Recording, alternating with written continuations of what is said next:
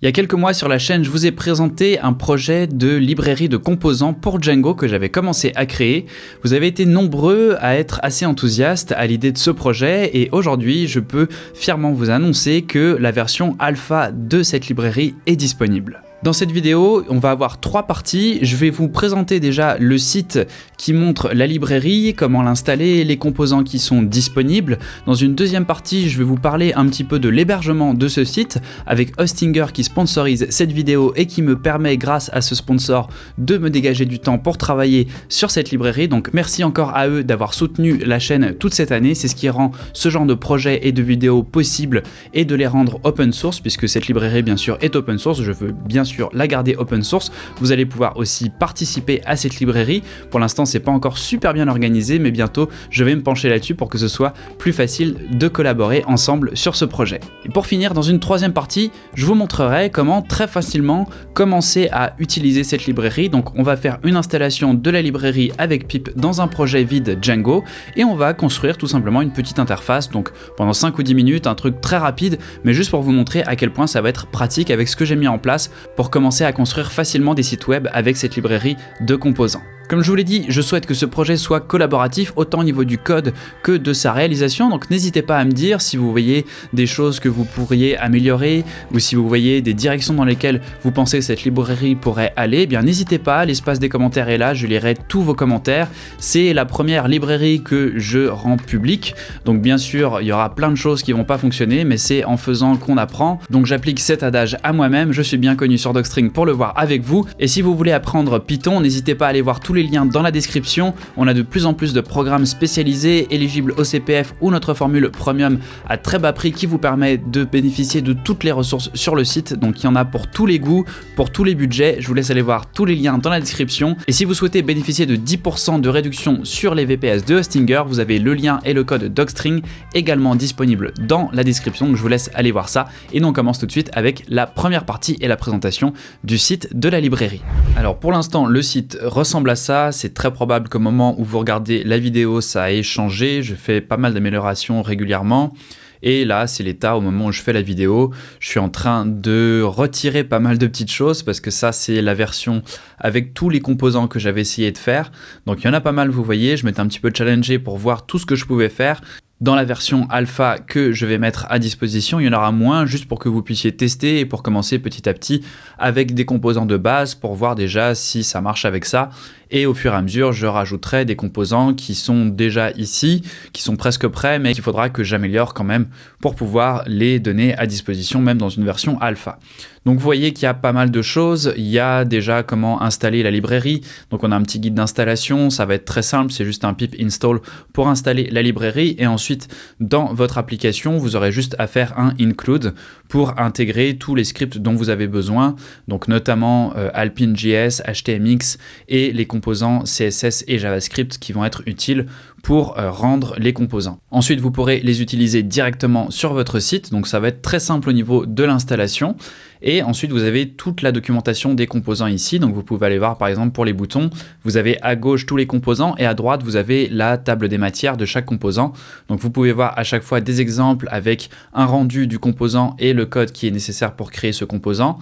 Et on a le Components API, donc là c'est tous les paramètres que vous pouvez utiliser, de quel type ils sont, quelle est la valeur par défaut et une description de chaque paramètre. Donc vous voyez qu'avec tout ça, on peut faire pas mal de déclinaisons de chaque composant. Donc par exemple ici, on a des boutons avec des icônes. On va avoir la place de l'icône qui peut changer. Donc par exemple ici, on va mettre icône trailing qui veut dire que l'icône va être à la fin. Si on met juste icône, l'icône va être par défaut à gauche, donc au début avant le texte. On peut faire des icônes juste, des boutons juste avec des icônes. On peut avoir ici un spinner. Donc vous voyez, on peut avoir différentes façons de faire le spinner, soit avec un spinner qui s'ajoute, soit avec l'icône qui tourne. Donc voilà, il y a différentes façons de faire. On peut aussi avoir l'icône qui est remplacée par le spinner lui-même. Donc tout est expliqué directement dans cette documentation. Donc je vous laisse aller voir ça et faire des tests de votre côté. Sur la page d'accueil, vous avez une petite présentation des composants principaux. Donc là, il y a des petits bugs encore, mais je suis en train de régler ça. Vous pouvez aussi changer le thème. Donc ça, c'est grâce à Daisy UI qui embarque tout ça. Donc là, c'est pas moi qui ai fait. C'est vraiment la magie de Daisy UI sur lequel se base cette librairie. Donc vous voyez très facilement, on peut changer et personnaliser le thème de nos composants pour avoir quelque chose de très custom, et on peut bien sûr modifier le CSS pour modifier les valeurs par défaut, donc on peut se faire son propre thème. Donc tout ça c'est du Daisy UI, il n'y a rien de réinventé. Donc si vous voulez voir comment modifier le thème, ça va être du côté de la documentation de Daisy UI, et comme ça permet de ne pas réinventer la roue à chaque fois. Moi je me base sur Daisy UI pour la majorité des composants, et après c'est juste la façon dont on les inclut dans le code. Donc comme vous pouvez aller voir par exemple sur le bouton avec Django Cotton, on va avoir cette syntaxe ici qui sera simplifiée grâce à une extension également que je vais vous mettre à disposition. Donc une extension pour VS Code, donc ça marchera aussi sur Cursor, etc. Donc tous les éditeurs qui sont basés sur VS Code, ça fonctionnera puisque c'est la même base, donc c'est VS Code, et c'est une extension que vous pourrez installer qui vous permettra d'avoir l'autocomplétion des composants et de tous les paramètres pour ne pas avoir à chaque fois à devoir retourner dans la doc pour savoir ce que vous pouvez faire. Dans la partie qui va suivre, je vais vous montrer comment j'héberge ce projet avec Hostinger. Donc je vais vous montrer le nom de domaine, où je l'ai réservé, le VPS que j'ai pris aussi, quelle machine j'ai pris pour héberger cette documentation assez simple. Donc on va passer à travers toutes les étapes de la réservation de mon VPS sur Hostinger, l'étape de configuration, et vous allez voir qu'on n'a pas besoin d'une machine très puissante pour héberger un site comme ça.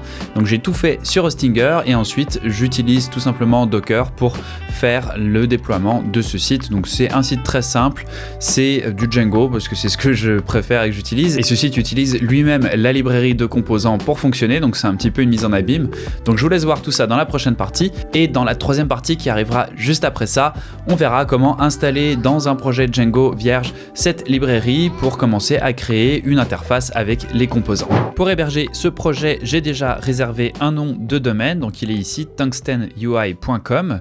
Je l'ai acheté sur Hostinger, et je vais prendre également le VPS qui va me permettre de mettre le code à proprement parler qui va afficher cette librairie de composants pour que les gens puissent savoir comment l'installer et l'utiliser. Donc ce que je vais faire sur la page du VPS, c'est cliquer ici sur obtenir un nouveau plan VPS. Je clique ensuite ici sur serveur VPS KVM, et je vais passer à travers les étapes de configuration. De votre côté, si vous passez par le lien qui est dans la description, vous arriverez sur cette page. Vous pouvez y accéder aussi directement en passant par service hébergement VPS. Donc on arrive sur la même page, et ici vous pouvez sélectionner la machine que vous souhaitez. Donc vous allez voir par la suite, moi depuis le tableau de bord, je sélectionnerai la KVM1 pour ce projet. Pour des projets d'un peu plus grande envergure comme un site web avec une base de données et un peu plus d'interaction utilisateur, généralement la KVM2 est une très bonne option. Pour vous donner un exemple, sur Docstring, j'ai la KVM4, et peut-être que je vais passer sur la KVM8, mais pour l'instant la KVM4 suffit pour ce dont j'ai besoin. Donc vous sélectionnez celle que vous souhaitez, par exemple je peux prendre celle-là ici, la KVM2, et ensuite vous allez arriver directement sur la page du paiement avant la configuration. Donc là vous pouvez entrer votre code promo, donc je vais mettre Docstring pour avoir les 10% de réduction, et une fois que vous passez au paiement, après vous arriverez sur la page de configuration. Et donc une fois que vous avez effectué le paiement, vous arrivez sur la configuration du VPS. Donc sur cette page, je vais choisir où je souhaite mettre le serveur. Vu que c'est un projet qui a des visées peut-être un peu plus internationales, ça pourrait être une bonne idée de le mettre également aux États-Unis. Par exemple ici à Phoenix, c'est pas ça qui va avoir le plus d'impact, surtout que ça va être un petit site, il n'y aura pas grand chose à afficher, il n'y aura pas une grosse base de données et beaucoup de requêtes à faire. Ça va être un site assez statique, donc ça va pas changer énormément. Je vais le mettre aux États-Unis pour changer un petit peu, parce que généralement je les mets en France. C'est juste pour vous montrer que c'est possible également de le changer et de le mettre ailleurs qu'en France si vous en avez le besoin. Donc je clique sur suivant, et je vais tout simplement créer un Ubuntu. Je vais prendre la version 24.04 LTS. Je pourrais prendre également la 25. La 24, c'est celle avec laquelle je suis habitué, et elle est en LTS, ça veut dire Long Time Support. Donc je vais choisir de rester avec celle-ci. Mais de votre côté, c'est à vous de faire ce choix. Est-ce que vous voulez la toute dernière ou le Long Time Support? Je préfère rester sur la 24. Donc je clique sur suivant pour continuer. Je vais auto-générer un mot de passe root avec la fonctionnalité ici et le sauvegarder de mon côté dans mon gestionnaire de mots de passe, et également choisir déjà ma clé SSH qui est sur le Mac que j'utilise actuellement pour faire cette formation, donc mon Mac mini. Je la sélectionne, elle sera installée automatiquement sur le serveur, comme ça je pourrai facilement me connecter en SSH depuis mon terminal sur le serveur sans avoir besoin de générer une nouvelle clé SSH. Vous n'êtes pas obligé de le faire, vous pouvez vous connecter aussi avec le mot de passe root, et si vous n'avez pas déjà de clé SSH qui est disponible depuis votre ordinateur. Vous avez un tuto complet qui explique sur Hostinger comment créer cette clé SSH et la mettre sur le serveur pour pouvoir ensuite vous connecter en SSH. Donc je clique sur suivant. Je vais garder ce scanner de logiciel malveillant, c'est gratuit, donc pourquoi s'en priver? Je ne vais pas utiliser les sauvegardes automatiques parce que là encore c'est un site vitrine qui n'a pas de données très importantes, donc je laisse ça décoché. Je clique sur suivant et ensuite je vais sélectionner mon offre.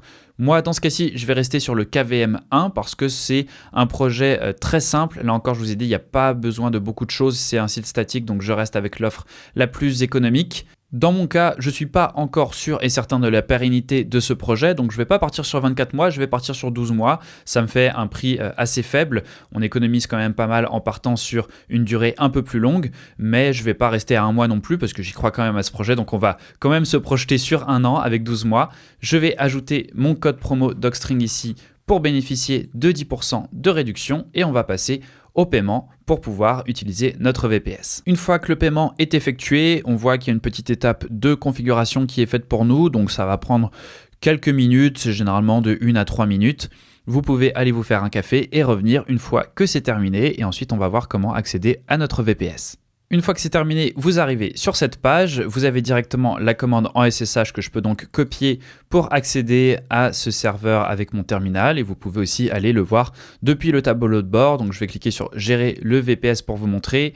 On peut ajouter à tout moment les sauvegardes quotidiennes automatiques si on le souhaite. Moi je vais le garder sans ça pour le moment. Et sur ce panneau, on voit donc l'état de notre serveur. On peut le redémarrer, on peut modifier le mot de passe root, on peut accéder en SSH ici et on va voir une fois qu'on aura un petit peu des données ici un graphique qui va nous afficher tout simplement l'état du serveur et la charge qu'on a, donc est-ce que le CPU est surchargé ou pas, ça va nous afficher ce type d'informations.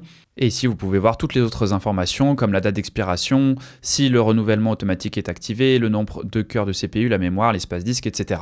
À tout moment, vous pouvez également accéder à votre VPS directement en cliquant ici sur le bouton terminal. Ça va ouvrir une nouvelle fenêtre directement avec le terminal qui va être connecté dans votre serveur. Donc là, vous voyez, vous n'avez même pas besoin d'utiliser le SSH ou quoi que ce soit si vous êtes encore novice avec l'utilisation d'un VPS. On se retrouve ici directement sans avoir besoin de faire quoi que ce soit dans le VPS. Si je fais un ls, on voit que je n'ai rien ici. C'est normal, il est tout neuf et on est bien dans le dossier root, donc le dossier par défaut de l'utilisateur sur lequel on est connecté, qui est l'utilisateur root.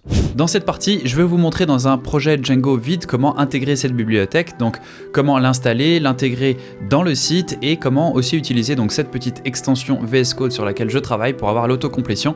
Vous allez voir que très rapidement, on va pouvoir arriver à un site fonctionnel, donc on va pas y passer des heures, je vais rester autour de 10 minutes juste pour vous montrer un petit peu le workflow et à quel point on peut rapidement avoir des résultats. Donc là, vous voyez, j'ai une application Django très simple. Je vais lancer le serveur de développement. J'ai déjà installé la librairie, donc tout simplement avec un pip install. Et ensuite, dans le settings, il suffit d'ajouter donc Django Cotton. Vous n'avez pas besoin d'installer Django Cotton. Il va être automatiquement installé quand on installe Tungsten UI, mais il faut quand même le rajouter dans les settings, donc dans Installed Apps ici, et également donc Tungsten UI pour pouvoir l'utiliser. Ensuite, dans mon fichier de base, on va pouvoir commencer notre application et vous allez voir qu'on a donc l'autocomplétion des composants. Donc ça, c'est grâce à cette extension qui doit être quelque part ici, voilà, Tungsten UI Completion. Donc ça va nous permettre de autocompléter à la fois le nom des composants, mais aussi les attributs. Donc là, je vais faire le cbase qui va contenir en fait tous les éléments de base. Donc comme ça, j'ai pas besoin d'inclure quoi que ce soit. Je vais directement avoir tout ce dont j'ai besoin, les fichiers CSS, JavaScript, le head, etc. Je peux mettre le titre ici de mon application, donc ça va être le titre de la page et ensuite à l'intérieur on va pouvoir ajouter une navbar, donc je vais faire un layout.partial.navbar. Donc là vous voyez de nouveau j'ai la complétion et si je continue ici, je mets un espace, vous voyez que j'ai aussi les attributs qui sont affichés. Par exemple on peut faire une navbar centered, donc qui va être au centre de l'écran. Et à l'intérieur de cette navbar, je vais rajouter des éléments. Donc à l'intérieur de certains composants, on peut avoir ce qu'on appelle des slots comme ça. Donc c'est des endroits dans lesquels on va insérer des éléments. Donc par exemple ici, je vais faire un petit peu de place et je vais rajouter un C-slot qui va être le slot du logo. Donc à l'intérieur de ça, je peux bien sûr mettre des divs normaux. Donc on va faire un div classique, on va mettre du tailwind ici. Donc on va faire un item center et un gap 2. Et à l'intérieur de ça, on va mettre une icône qui va être notre logo. Donc là encore, j'ai l'autocomplétion avec le icône. Dans le name, on va mettre tout simplement Rocket et je vais faire un tag qui se ferme tout seul, comme ça, auto-closant, je ne sais plus comment on dit en français. Et ici, je vais mettre un H1 avec My App tout simplement.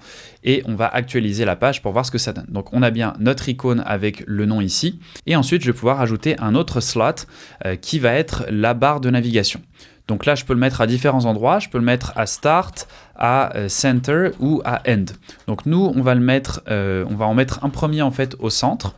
Donc là, la seule chose que j'ai pas réussi à faire dans l'autocomplétion, c'est le nom des slots. Donc il n'arrive pas à comprendre qu'il est à l'intérieur d'un composant navbar et que dans ce composant navbar, on a les slots logo, center, end, etc. Donc ça, c'est le dernier truc. Je suis pas trop sûr de comment je pourrais faire ça, mais au pire, c'est pas très grave. Vous allez voir dans la doc et vous voyez les slots qui sont disponibles. Donc là, dans le centre, je vais mettre tout simplement des liens. Donc on va mettre des boutons. Donc je vais faire un C button et je vais faire des variantes qui vont être de type Ghost. Donc là, vous allez voir aussi que dans les variantes, normalement, si je remets mes guillemets, comme ça, voilà. Alors là, il me le met à la fin des guillemets, mais vous voyez ici, on a toutes les variantes disponibles. Donc on pourrait faire par exemple un bouton Primary, et ici, on va mettre Home tout simplement. Et là, si j'actualise, vous allez voir que, donc si je fais un petit peu de place ici, parce que là, on a le responsive qui embarque, comme il n'y a pas assez de place.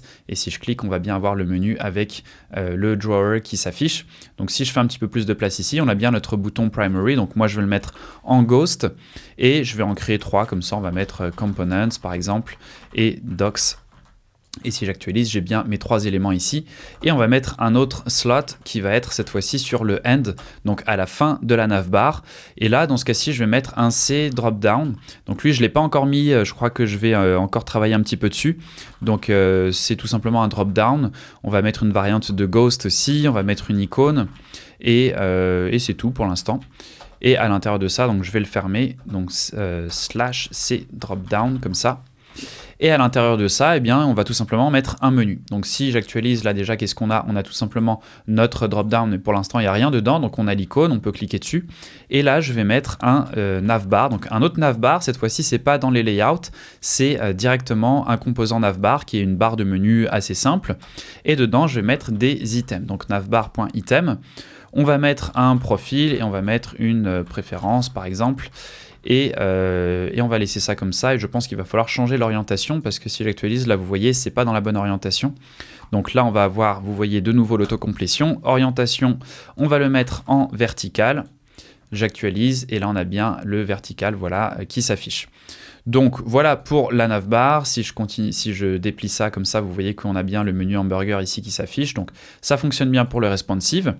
Et on va continuer après la navbar avec un container qui va contenir le contenu de la page. Donc le container, ça va juste faire en fait quelque chose qui va être centré, qui va mettre des bordures sur le côté pour ne pas que ça prenne toute la largeur. Et dedans, on va commencer par mettre un breadcrumbs. Donc là, on a certains composants comme ça qui ont des composants qui les entourent. Ça va être pareil avec par exemple le button group. Donc si je fais un button group comme ça et que dedans je mets un button, là par exemple, on va pouvoir dire, je sais pas, je vais mettre 1, 2 et 3 tout simplement. Et si j'actualise, là vous voyez qu'on a, alors je vais grossir un petit peu pour qu'on voit mieux, vous voyez qu'on a un groupe de boutons avec les côtés arrondis à gauche et à droite et le bouton au milieu qui n'a pas les bords arrondis. Donc ça permet de faire des groupes comme ça et on va avoir la même chose avec les breadcrumbs. Donc je vais réduire un petit peu de nouveau la taille de mon application et ici on va pouvoir mettre un C breadcrumb. On va mettre un label, donc là vous voyez j'ai bien fait, je ne l'ai pas fait sur le C icon qui est auto-fermant aussi, mais sur les breadcrumbs je l'ai fait, donc dans l'autocomplétion, là quand on met un C-breadcrumb, vous voyez que ça le ferme automatiquement. Là on va avoir un label, donc je vais mettre par exemple home, comme ça, on peut mettre une icône, je vais mettre house, et je vais en créer 2 ou 3, je ne vais pas mettre d'icône sur les autres. Et là, on va mettre, par exemple, on va dire qu'on est, qu'est-ce que j'avais mis ici, components et doc, donc on va mettre components et docs tout simplement.